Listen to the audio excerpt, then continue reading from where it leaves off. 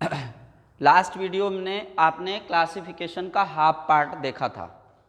अब क्लासिफिकेशन का जो नेक्स्ट पार्ट है वो आपके सामने है। कुछ टेक्निकल एरर के कारण वो वीडियो वहीं पर पुश हो गई। अब इसके बाद में जो अगला पॉइंट है उसी के जस्ट बाद वाला वो है रासायनिक संगठन के आधार पर। तो रासायनिक संगठन के आधार पर जो है इसे दो भागों में बांट सकते हैं। एक होता है ऑर्गेनिक कोलाइड्स और दूसरा होता है इनऑर्गेनिक कोलाइड्स, यानी कार्बनिक कोलाइड्स और दूसरा होता है अकार्बनिक कोलाइड। ये देखिए यहाँ से देख लीजिए, ये है ऑर्गेनिक कंपाउंड। तो ऑर्गेनिक कंपाउंड्स के बेस पर ये तीन भागों में होता है। कौन कौन सा? समध्रुवी कोलाइड, इसको कहते हैं होमोपोलर कोलाइड। क्या कहते हैं? Homopolar collide.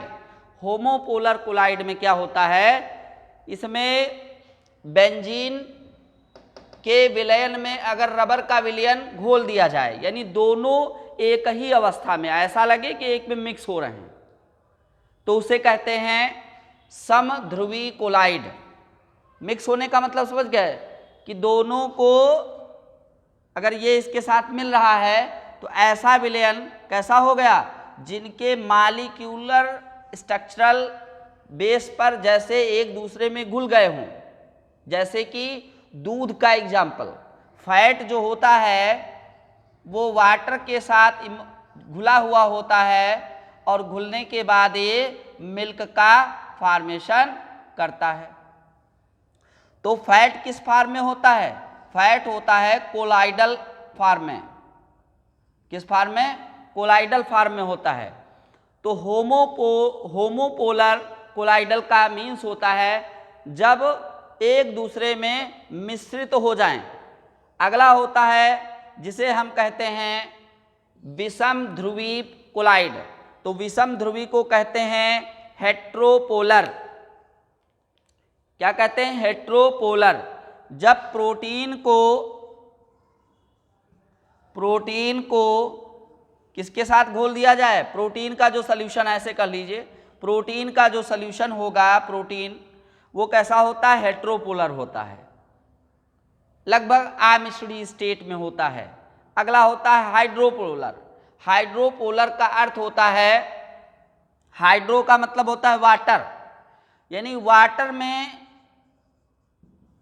वाटर में डिजॉल्व हो, वाटर में क्या हो? डिजॉल्व हो कोलाइड। जैसे यहाँ पर देखें तो स्टार्च का जो कोलाइडी विलयन होता है वो कैसा होता है? हाइड्रोपोलर होता है। फिर उसके बाद अगला बेस है वो है अकार्बनिक कोलाइड। ये अकार्बनिक कोलाइड। अब अकार्बनिक कोलाइड में कौन कौन से आते हैं? इनऑर्गेनिक कोलाइड,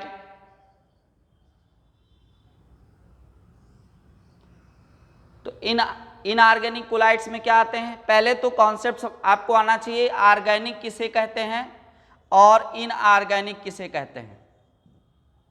ऑर्गेनिक कंपाउंड जिसको हिंदी में कहते हैं कार्बनिक, इस बेस को पहले समझ लीजिए। यानी कार्बनिक का अर्थ होता है कार्बन। क्या होता है? कार्बन।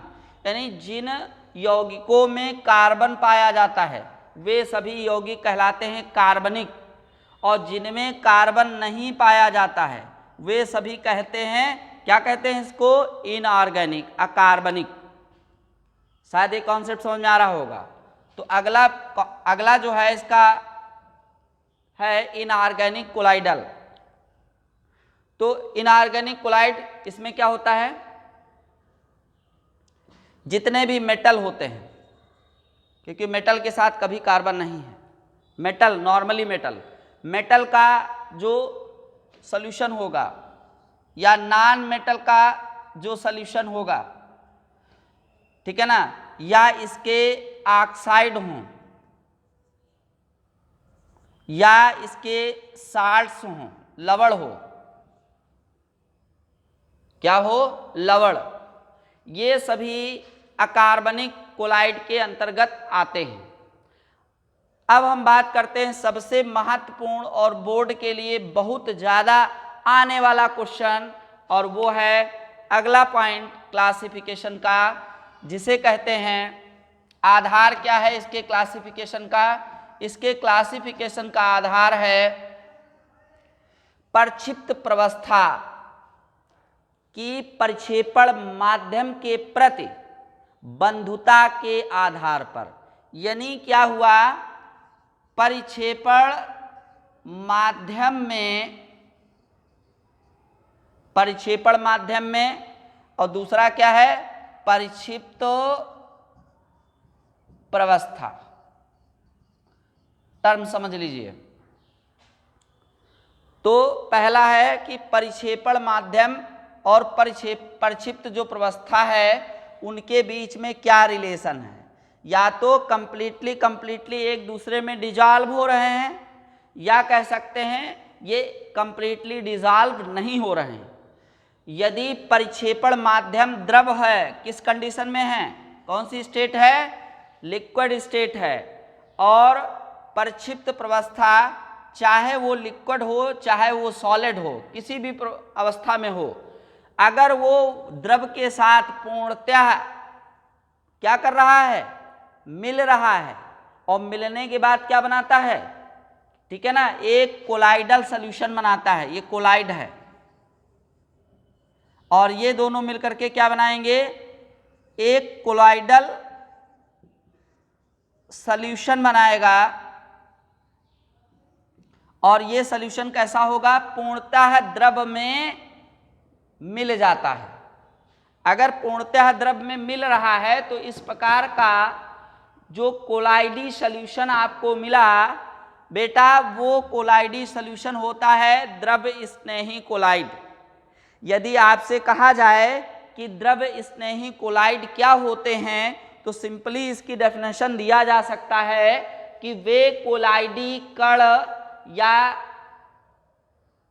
वे कोलाइडी कण जो द्रव माध्यम में पूर्णतः मिश्रणीय हो, पूर्णतः मिले हुए हो, वो सभी क्या कहलाएंगे, द्रव स्नेही कोलाइड।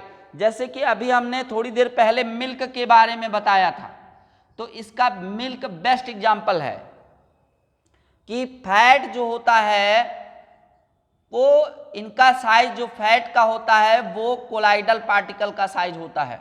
कितना, आप सभी को लास्ट वीडियो में बताया गया है कि जो कोलाइडल पार्टिकल होता है उनका साइज होता है 10 एंगस्ट्रॉम से 2000 एंगस्ट्रॉम के मध्य। तो यदि कोलाइडल पार्टिकल का साइज 10 एंगस्ट्रॉम से 2000 एंगस्ट्रॉम के मध्य में होता है तो कोलाइडल पार्टिकल कहलाएं। और इनको अगर जल में घोला जाए तो जल में फैट जब कैसा हो, पूर्णतः यानी टोटली डिसॉल्व हो, तो उससे किसका फॉर्मेशन कर रहा है, मिल्क का। तो ये कैसा एग्जाम्पल है, द्रव स्नेही कोलाइड। अच्छा, द्रव स्नेही कोलाइड की क्वालिटी क्या होती है, द्रव स्नेही कोलाइड स्थायी कोलाइड होते हैं, यानी ये स्थायी तरीके से मिल करके कोलाइडल सॉल्यूशन बनाते हैं। दूसरा होता है द्रव विरोधी कोलाइड। द्रव विरोधी तो आपको शब्द से ही लग रहा हो, विरोधी, विरोधी का तात्पर्य होता है जो विरोध करे, अर्थात विलयन को बनाने के लिए पूर्णतः कोलाइडी कणों को जो है घोले ना, अर्थात ये आंशिक रूप से कोलाइडी कण कहाँ घुल रहे हैं, किसी द्रव में, पूर्ण रूप से नहीं घुल रहे हैं, तो इसे कहते हैं द्रव विरोधी कोलाइड। अब द्रव विरोधी कोलाइड जितने भी होते हैं वो अस्थायी होते हैं, स्थायी नहीं होते हैं, ठीक है।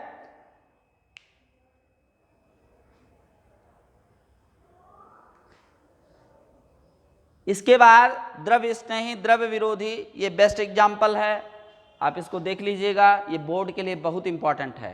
तो ये रहा क्लासिफिकेशन। अब इसके बाद हम पढ़ेंगे कि कोलाइडी कणों को आप कैसे बनाओगे। तो अगला टॉपिक है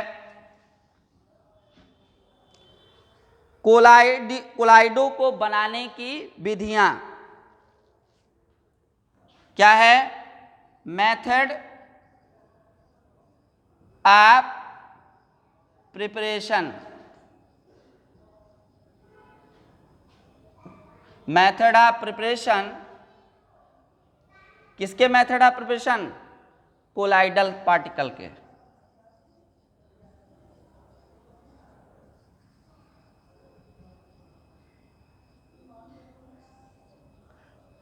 कोलाइडल पार्टिकल को बनाने की विधियों के बारे में बात करेंगे। तो इसकी दो विधियां हैं। पहली विधि है जिसे हम यांत्रिक विधि कहते हैं, यांत्रिक विधि, यानी कि मैकेनिकल मेथड। Mechanical method. अब इस मैकेनिकल मेथड में कैसे बनाएंगे कोलाइडी कण? देखिए, इसका एक एग्जाम्पल दे देते हैं। आप लोग क्या करते हो, गेहूं से आटा बनाने के लिए आप लोग क्या करते हो, गेहूं को चक्की से क्या करते हो, पिसवाते हो, और पिसवाने के बाद वो किस फॉर्म में बदल जाता है? आटे की अवस्था में बदल जाता है। अर्थात यदि कोलाइडी कणों को बनाना है तो इसके लिए एक विशेष प्रकार की चक्की का इस्तेमाल करेंगे कि जिस भी पदार्थ का हमें कोलाइडी कण के साइज का बनाना है तो उसको चक्की में पीसेंगे। अच्छा, ये मेथड, मैकेनिकल मेथड कहाँ इस्तेमाल होता है? मैकेनिकल मेथड का इस्तेमाल बेटा अधिकतर सॉलिड स्टेट में जो भी चीज़ें होती हैं जो कोलाइडल स्टेट में हमें प्राप्त करना है उसको बनाने के लिए हम जो है मैकेनिकल विधि का इस्तेमाल करते हैं। और इसी विधि के द्वारा जितनी भी टैबलेट्स होती हैं उनको बनाने के लिए भी यही मैकेनिकल मेथड का इस्तेमाल किया जाता है। अब इसमें होता क्या है, शायद चीज़ें समझ में आ गई होंगी। मैकेनिकल मेथड के अंतर्गत जो जिन पदार्थों का कोलाइडल साइज में तोड़ना होता है उसको क्या करते हैं? चक्की की सहायता से। किसकी सहायता से? चक्की की सहायता से क्या करते हैं? तोड़ते हैं। और ये विधि कौन सी कहलाती है? Mechanical method. और इस जो चक्की इस्तेमाल की जाती है उस चक्की का नाम है कोलाइड चक्की। उसको क्या कहते हैं? कोलाइड चक्की कहते हैं। इस चक्की के द्वारा जो पीसा जाता है, पीसने से जो साइज होता है पार्टिकल्स का वो कितना होता है? वो होता है 10 से 2000 एंगस्ट्रॉम के मध्य में होता है। अर्थात ये साइज कौन सा होता है? ये साइज होता है कोलाइडल पार्टिकल का साइज होता है। तो ये हो गई यांत्रिक विधि, मैकेनिकल मेथड। फिर हम बात करते हैं अगले विधि की, जिसको हम केमिकल मेथड के नाम से भी जान सकते हैं। तो अगला मेथड जो है वो विद्युत परिक्षेपण या ब्रेडिंग आर्क विधि है। विद्युत परिक्षेपण या आर्क ब्रेडिंग, ये इंपॉर्टेंट है, आर्क ब्रेडिंग विधि।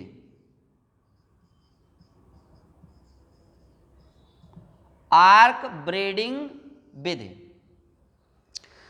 अच्छा, इस विधि में क्या होता है? इस विधि में मुख्यतः विद्युत का उपयोग करते हैं, यानी विद्युत के उपयोग द्वारा कोलाइडल पार्टिकल के साइज में हम जो है किसी भी ठोस को बदल सकते हैं। जैसे कि इसके इंस्ट्रूमेंट की बात कर लेते हैं, तब आपको अच्छे से समझ में आ जाएगा। इसमें क्या किया जाता है? कांच का इस आकार का पात्र होता है। कांच का इस आकार का क्या होता है बेटा? पात्र होता है। और इस पात्र में दो इलेक्ट्रोडों को फिट कर लिया जाता है। एक इलेक्ट्रोड कुछ भी मान लीजिए, एक को धनात्मक मानिए इधर को, तो इधर वाला क्या हो जाएगा ऋणात्मक, यानी दोनों को आर्क द्वारा जोड़ देते हैं। ये जो स्पेस होता है, इस पूरे स्पेस में आइस क्यूब्स भर देते हैं, यानी आइस भर देते हैं।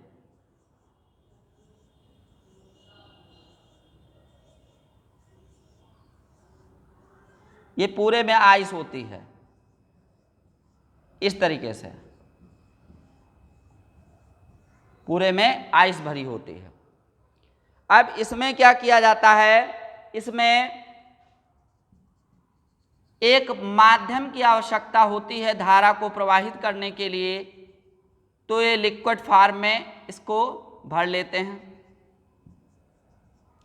और भरने के बाद अब इसमें क्या करेंगे, इनमें उन धातुओं को डालेंगे। अच्छा, कौन कौन सी धातुएं बना सकते हो, Au जिसको कहते हैं गोल्ड, Ag जिसे कहते हैं सिल्वर, कॉपर, यानी किसी भी धातु को, जिस धातु का हमें क्या बनाना है कोलाइडल साइज या कोलाइडल पार्टिकल, अगर इसे कोलाइडल पार्टिकल में चेंज करना है तो इसमें डाल देते हैं और डालने के बाद इसमें धारा प्रवाहित करेंगे। जैसे धारा प्रवाहित करेंगे तो यहाँ पर जो है एक प्रकार का स्पार्किंग होगा, क्योंकि दोनों ये धनात्मक और ऋणात्मक दोनों इलेक्ट्रोड जब एक दूसरे के संपर्क में आएगा तो क्या होगा, विद्युत स्फुलिंग होगी। और इस विद्युत स्फुलिंग के द्वारा जो भी धातुएं होती हैं वो धातु जो है क्या करती है, मेल्ट करती है, और मेल्ट करते करते वो धातु नीचे तक आती है। जैसे नीचे आएगी तो वहाँ पर सतह कैसी होगी, ठंडी होगी। क्यों, क्योंकि इसमें क्या भरा हुआ है, आइस क्यूब्स को भर दिया गया है।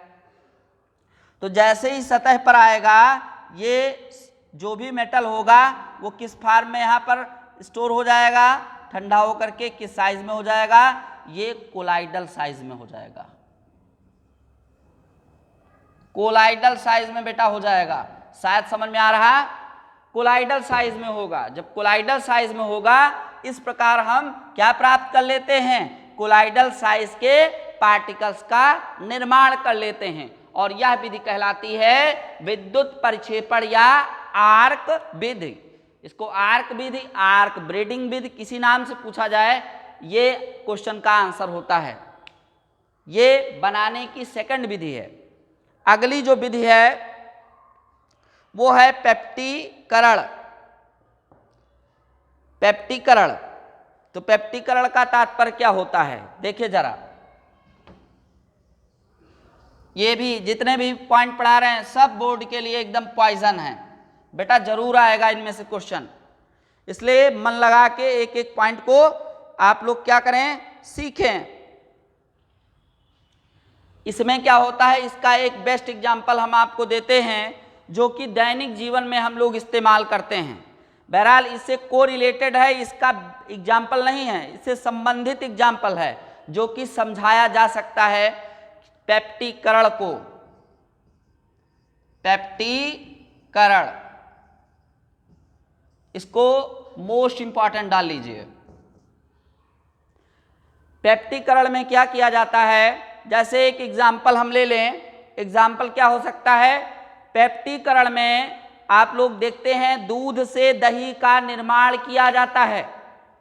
तो दूध से दही का निर्माण कैसे किया जाता है, मिल्क लेते हैं और मिल्क को हल्का सा गर्म करके उसमें क्या डाल दें, दही डाल दें, जिनको आप लोग सभी आम भाषा में क्या कहते हैं, जामन भी कहते हो। उसको डालते हैं और वो दूध किस में कन्वर्ट हो जाता है, दही में, यानी कि वो दूध जो है उसका फैट वाला पार्ट होता है वो कंडेंस हो जाता है और क्या निर्माण करता है, दही का निर्माण करता है। या दूध में क्या डाल दीजिए, नींबू निचोड़ डालिए, तो नींबू डालने पर दूध फट जाता है, तो कहने का मतलब ये एग्जाम्पल इसमें पेप्टीकरण में बिल्कुल सटीक बैठेगा। इस एग्जाम्पल में क्या है बेटा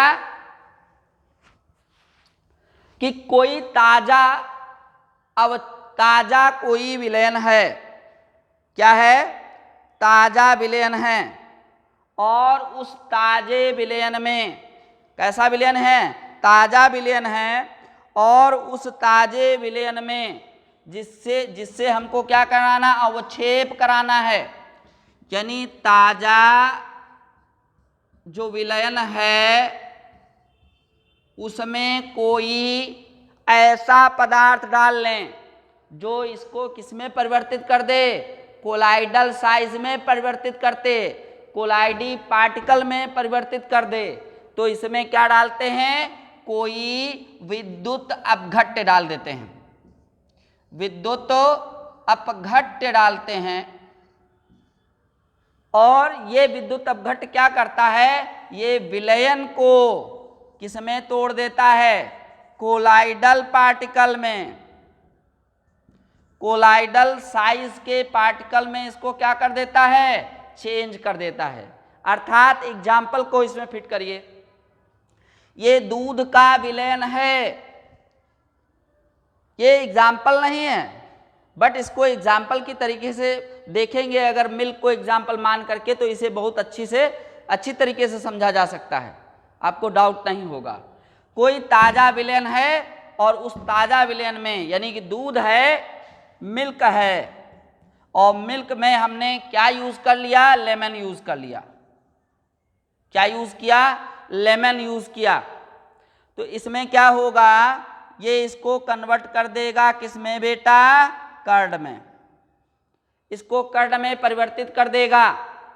सेम कंडीशन, कोई ताजा अवक्षेपित विलयन है, कैसा है, ताजा अवक्षेपित विलयन में है, और उसमें क्या डाल देते हैं, कोई विद्युत अपघट्य डाल दें, और ऐसा विद्युत अपघट्य होना चाहिए जो इसको किसमें कन्वर्ट कर दे, कोलाइडल साइज में कन्वर्ट कर दे। एग्जाम्पल अभी देते हैं। अब जैसे इसको एग्जाम्पल की पॉइंट से लीजिए, तो ferric hydroxide, ferric hydroxide FeOH के OH का होल थ्राइस के ताजा विलयन में, कौन सा विलयन है, इसका ताजा विलयन है, कैसा है, अवक्षेपित ताजा विलयन, और इसमें हमने मिला दिया फेरिक क्लोराइड, क्या मिलाया, फेरिक क्लोराइड, सॉरी FeCl3 होगा, फेरिक क्लोराइड मिला दिया। तो फेरिक हाइड्रोक्साइड में फेरिक क्लोराइड ऐड करने पर क्या होगा, फेरिक क्लोराइड आयरन के, किसमें, आयरन के कितने चार्ज होंगे, 3+, आयरन के आयनों के रूप में ये इसे अवक्षेपित कर देगा, क्या करेगा, इसे अवक्षेपित कर देगा, और यह कहाँ इकट्ठा हो जाएगा, यस, कहां पर इकट्ठा हो जाएगा, बॉटम में। कैसे, जरा ध्यान दीजिए।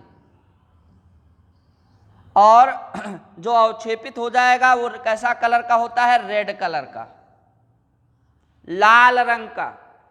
क्या करते हैं, इसमें फेरिक हाइड्रोक्साइड को भर लेते हैं, एक बीकर में क्या ले लेते हैं, फेरिक हाइड्रोक्साइड, और इसमें क्या ऐड कर देंगे, फेरिक क्लोराइड। ये विलयन किसका है, ये फेरिक हाइड्रोक्साइड का विलयन है, और इसमें क्या ऐड कर रहे हैं, फेरिक क्लोराइड। तो फेरिक क्लोराइड जो होता है एक प्रकार का विद्युत अपघट्य होता है, और इस विद्युत अपघट्य के ऐड करने के बाद यहाँ पर बॉटम में रेड कलर का प्रेसिपिटेट देता है, और ये रेड कलर का प्रेसिपिटेट होगा, आयरन के आयंस होंगे। तो आयरन के जो आयन होंगे वो किस अवस्था में बेटा बदल गए, कोलाइडी अवस्था में। तो ये इसका एग्जाम्पल है पेप्टीकरण का। तो एक लाइन को आपको समझना है, विलयन कैसा होना चाहिए?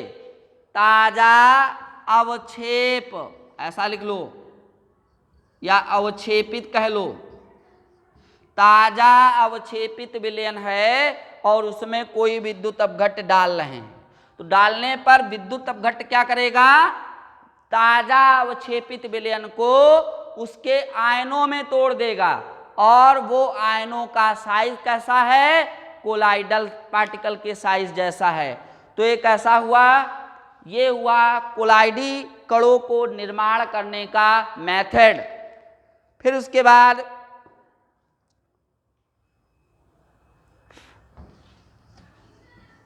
ये बनाने की कुछ विधियां हैं, जितनी भी महत्वपूर्ण चीजें हैं वो हमने आपको बता दी है।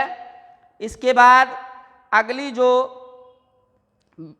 पढ़ेंगे वो पढ़ेंगे शुद्धिकरण। अभी तक हमने बनाया, अगर कोलाइडल पार्टिकल कैसा हो, यदि कोलाइडल पार्टिकल अशुद्ध हो तो हम उन्हें शुद्ध कैसे करेंगे? तो अशुद्ध कोलाइडल पार्टिकल को शुद्ध करने की विधियां पढ़ेंगे। और इसमें क्या होगा?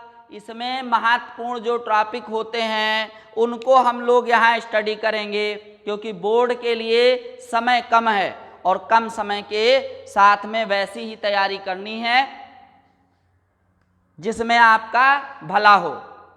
अगला है शोधन या शुद्धिकरण। तो कोलाइडी विलयन का शुद्धिकरण करेंगे तो उनकी विधि है, पहला है जो जिसे कहते हैं आपोहन। आपोहन डायालिसिस है ना, जिसको कहते हैं डायलिसिस। आपोहन में इसकी दो विधियां पढ़ेंगे यहाँ पर, एक सिंपल आपोहन पढ़ेंगे, एक पढ़ेंगे विद्युत आपोहन। यानी पहली विधि है आपोहन और दूसरी विधि है विद्युत आपोहन। ये दोनों पॉइंट इंपॉर्टेंट, ये भी इंपॉर्टेंट, ये भी इंपॉर्टेंट।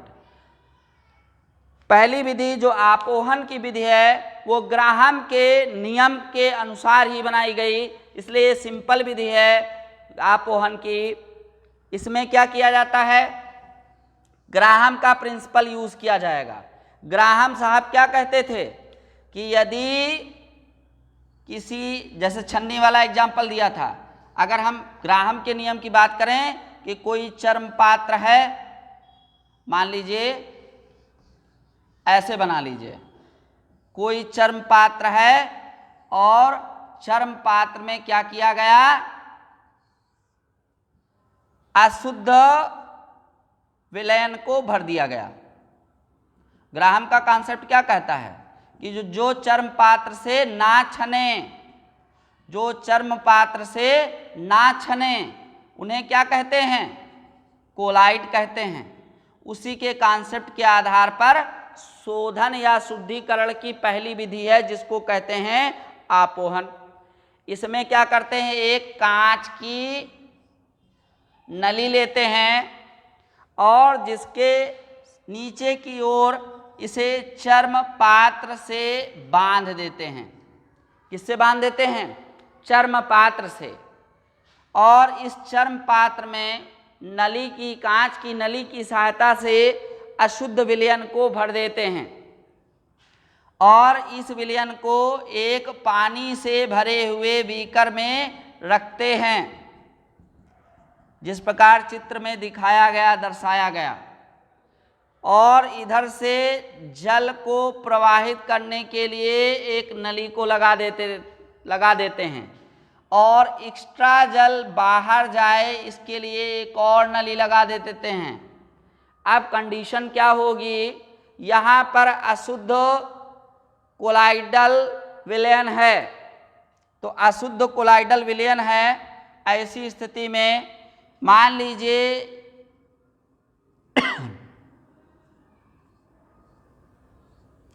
ये जो आपको ब्लैंक हॉलो शेप में दिख रहा है ये कोलाइडल पार्टिकल हैं, और ये जो डॉटेड पॉइंट में दिख रहे हैं आपको ये हैं अशुद्धियां।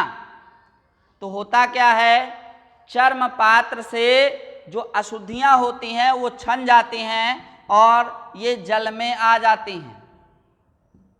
इस तरीके से धीरे धीरे करके पानी तेजी से प्रवाहित करते हैं, इधर से निकलता रहता है। तो चर्म पात्र में जितने भी क्रिस्टलाभ होते हैं, जो अशुद्धियां होती हैं, धीरे धीरे करके ये निकलती रहती हैं इस तरीके से। और निकलते निकलते अंततः क्या होगा, सारी अशुद्धियां जल के साथ बाहर निकल जाती हैं और अंत में शुद्ध कोलाइडी कण यहाँ पर प्राप्त हो जाते हैं। ये विधि कहलाती है आपोहन, डायलिसिस। सेकंड मेथड इसी का है, जिसको कहते हैं इलेक्ट्रिक डायलिसिस, विद्युत आपोहन। अभी कुछ देर पहले पढ़ाया गया था, लास्ट वीडियो में क्या पढ़ाया गया था कि दो प्रकार के कोलाइडल पार्टिकल होते हैं, एक धनात्मक होता है और एक ऋणात्मक होता है। किसके आधार पर पढ़ा था, कणों की प्रकृति के आधार पर। दो प्रकार के होते हैं, एक धनात्मक होगा, एक ऋणात्मक होगा। तो जो नेक्स्ट मेथड है वो इस्तेमाल किया जाएगा इन्हीं बेस पर। यानी इसमें क्या किया जाता है,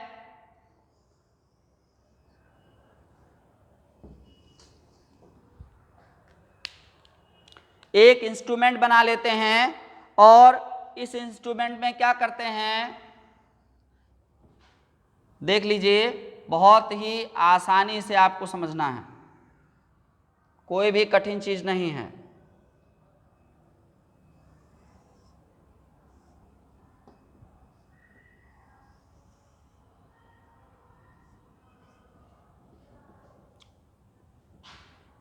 इसमें दो पॉट हो जाते हैं, एक इस तरीके से,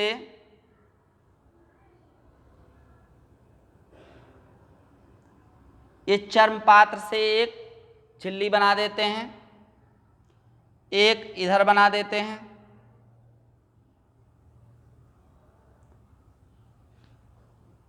इसमें अशुद्ध और एक तरफ यहाँ पर एक इलेक्ट्रोड को फिट कर देते हैं, एक इलेक्ट्रोड यहाँ पर फिट कर देते हैं। एक तरफ इलेक्ट्रोड होगा, मान लीजिए प्लस का इलेक्ट्रोड है, दूसरी तरफ इलेक्ट्रोड है वो माइनस का इलेक्ट्रोड है। और ये जो झिल्ली इस्तेमाल करते हैं ये है चर्म पात्र, चर्म पात्र। बीच में क्या करते हैं, अशुद्ध विलयन को भर देते हैं, अशुद्ध कोलाइडी विलयन को भर देते हैं। अब ये अशुद्ध कोलाइडी विलयन इसमें भरा हुआ है, करते क्या हैं, अगर इसमें धारा को प्रवाहित किया जाता है तो इसमें जो ऋण वाली अशुद्धियां होंगी, धन वाली अशुद्धियां होंगी, वो अपोजिट जाएंगी, अपोजिट इलेक्ट्रोड की ओर गमन करेंगे। ऋण की अशुद्धियां कहाँ जाएंगी, एनोड की ओर। धनात्मक की अशुद्धियां कहाँ जाएंगी, कैथोड की ओर।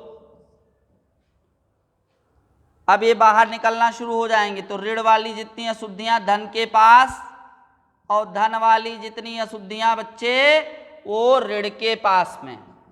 यानी ये दोनों के छोरों में इस तरीके से चर्म पात्र से निकल करके कहाँ चले जाते हैं, विपरीत इलेक्ट्रोडों के पास चले जाते हैं। और इसमें जो सॉल्यूशन बचेगा वो बचेगा कोलाइडल सॉल्यूशन। कौन सा, कोलाइडल सॉल्यूशन यहाँ पर बचेगा। यह शुद्धिकरण की सेकंड विधि है जिसको हम कहते हैं विद्युत आपोहन। ये शुद्धिकरण की कुछ विधियां हैं जिनका इस्तेमाल हम लोग ऐसे करते हैं। फिर आते हैं इसके बाद में, बस यही इम्पॉर्टेंट इसके लिए है। अगला जो है कुछ इनके गुणों के बारे में चर्चा कर लेते हैं। गुण यानी इनकी प्रॉपर्टीज। प्रॉपर्टीज के बारे में स्टडी करेंगे। प्रॉपर्टीज में जो सबसे इंपॉर्टेंट पॉइंट है, पहला है ब्राउनी गति, ब्राउनियन मूवमेंट। फिर उसके बाद हम लोग पढ़ेंगे टिंडल इफेक्ट, टिंडल प्रभाव। ये पॉइंट्स इंपॉर्टेंट हैं, ब्राउनी गति और टिंडल प्रभाव, ये दोनों ही इंपॉर्टेंट पॉइंट हैं, जरा इसको समझ लीजिए। एक वैज्ञानिक रहे जिनका नाम था, क्या नाम था? Robert brown, Robert brown. इन्होंने क्या किया, एक पेट्री डिश ले लिया, कांच की एक पेट्री डिश ले लिया, और बेटा कांच की इस पेट्री डिश में इन्होंने पानी को भर दिया, यानी वाटर से फुलफिल कर दिया। और वाटर डालने के बाद इन्होंने इसमें पराग कणों को डाला। पराग कण क्या होते हैं? जो फ्लावर होते हैं, फ्लावर में जो नर भाग होता है, और नर भाग कौन सा होता है? पुंकेसर। उन पुंकेसरों का साइज कोलाइडल साइज जैसा होता है। तो इन्होंने इसमें पुंकेसरों को डाल दिया। तो पुंकेसर को डालने पर माइक्रोस्कोप द्वारा, किसके द्वारा बेटा? माइक्रोस्कोप द्वारा रॉबर्ट ब्राउन ने क्या किया? स्टडी किया, इसके मूवमेंट को चेक किया। तो मूवमेंट को देखा तो पाया कि जितने भी पुंकेसर लिए वो क्या करते हैं? हाईजैक मोशन करते हैं, टेढ़ी मेढ़ी गति करते हैं, ऐसे गया, ऐसे गया, ऐसे गया, किसी भी तरीके से, ठीक है, ये गति करते हैं। और इनके गति की अवस्था को स्टडी करने वाले जो वैज्ञानिक थे रॉबर्ट ब्राउन, इन्होंने अपने ही नाम से इस गति का नाम रख दिया, जिसका नाम था ब्राउनी गति। क्या नाम था? ब्राउनी गति। ये हुआ ब्राउनी गति के बारे में। बेटा सबको समझ में आ रहा होगा। फिर उसके बाद अगले एक वैज्ञानिक रहे जिनका नाम था टिंडल। टिंडल साहब ने क्या किया, जरा इनको देखो। टिंडल साहब ने कोलाइडल सॉल्यूशन पर एक्सपेरिमेंट किया, यानी कि कोलाइडल सॉल्यूशन को अगर अंधेरे में रखते हैं तो उनकी प्रॉपर्टी होती है कि वो डार्कनेस को एब्जॉर्ब करते हैं। यदि उन्हें लाइट में रखा जाए तो प्रकाश को एब्जॉर्ब करते हैं, लाइट को एब्जॉर्ब करते हैं। एग्जाम्पल हमने आप लोग को दिया था कि जितने भी कोलाइडल पार्टिकल होते हैं, अगर उनका एग्जाम्पल आपको चेक करना है रियल लाइफ में तो आप आसानी से देख सकते हो। कैसे? यदि किसी कमरे में आप लेटे हो और झरोखे से लाइट आ रही हो तो उसमें देखते हैं धूल तथा मिट्टी के कण, धुएं के कण चलते हुए नजर आते हैं। लाइट जैसा कि उसमें प्रकाश हो, ऐसे ऐसे मूवमेंट करते हुए नजर आएंगे। जो मूवमेंट करते हुए नजर आते हैं वो कौन से पार्टिकल होते हैं? कोलाइडल पार्टिकल होते हैं। तो इन्होंने भी वैसा ही प्रैक्टिकल किया। इन्होंने क्या किया? कोलाइडी विलयन को एक अंधेरे कमरे में रख दिया। हाँ बेटा, कहाँ रखा? अंधेरे कमरे में रख दिया। अब यदि कोलाइडी विलयन को अंधेरे कमरे में रखेंगे तो कंडीशन क्या बनेगी? यदि कोलाइडी विलयन को अंधेरे में रखेंगे तो ये पूरा कोलाइडी विलयन कैसा होगा? बेटा ये डार्क कलर का होगा। किस कलर का होगा? डार्क होगा। अंधेरे में रखा तो ये डार्क होगा। अब इन्होंने क्या किया? एक प्रकाश पुंज को इसमें प्रवाहित किया।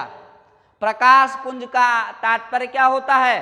टॉर्च से कह सकते हैं, जो लाइट अच्छे से इसमें पड़ सके तो प्रकाश पुंज को प्रवाहित किया और प्रवाहित करने पर इन्होंने पाया, क्या पाया? इन्होंने एक विशेष प्रकार की घटना देखी। और वो घटना क्या थी ये जाने। इन्होंने जैसे ही लाइट को इसमें प्रवाहित किया तो लाइट जैसे ही इसमें जाती है तो लाइट इस शेप में जो है इस तरीके से चली जाती है। यानी जाना कैसे चाहिए था? प्रकाश कैसे चलता है? सीधी रेखा में। पर यहाँ कंडीशन क्या बनी? प्रकाश सीधी रेखा में नहीं चलता है। कैसे चलता है बेटा? प्रकाश चलता है कोन शेप में। ये देखिए कोन का फॉर्मेशन कर रहा है, ये भी कोन का फॉर्मेशन करता है, ये भी कोन का फॉर्मेशन करता है। तो इन्होंने इस विधि में पाया कि यदि कोलाइडी विलयन में प्रकाश की किरण पुंज को प्रवाहित किया जाता है तो वो सीधी रेखा में नहीं चल करके कैसे चलता है? कोन शेप में चलता है। और इस घटना को टिंडल प्रभाव कहते हैं। अब इसके बाद में कुछ विशेष बात करते हैं स्कंदन पर।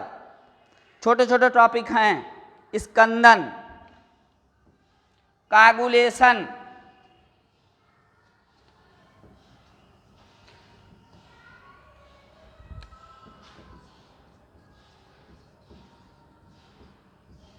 स्कंदन पर। स्कंदन क्या होती है? एक बेस्ट एग्जाम्पल हम आपको दे रहे हैं जो डेली लाइफ में लोग इस्तेमाल करते रहते हैं। क्या एग्जाम्पल है? यदि आप शेविंग करा रहे हैं या आपको कहीं चोट लग जाती है तो नाई क्या करता है? नाई फिटकरी को लेता है और चोट पे घिसना शुरू कर देता है। जो ब्लड निकल रहा है घाव से, धीरे धीरे वो ब्लड बहना बंद हो जाता है। तो स्कंदन का तात्पर्य होता है कि जो वह घटना जिसमें कोलाइडी विलयन कैसा हो जाए? जम जाए, स्कंदित हो जाए, इस घटना को क्या कहते हैं? स्कंदन कहते हैं। शायद सभी चीजें समझ में आ रही हैं। अर्थात कोलाइडी जो कण होते हैं उनको निलंबित कण में परिवर्तित करने की घटना, यानी कोलाइडी जो कण होते हैं उनको निलंबित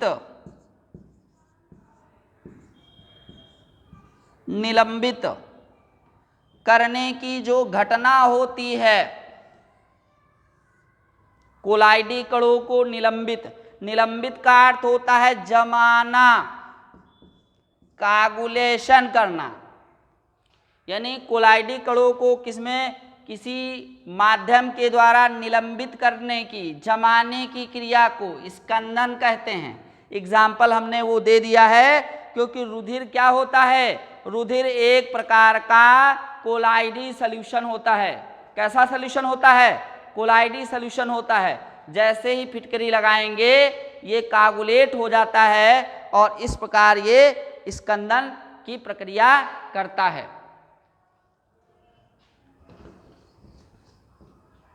अगला जो टॉपिक है वो पढ़ेंगे स्वर्णांक रच्छी कोलाइड।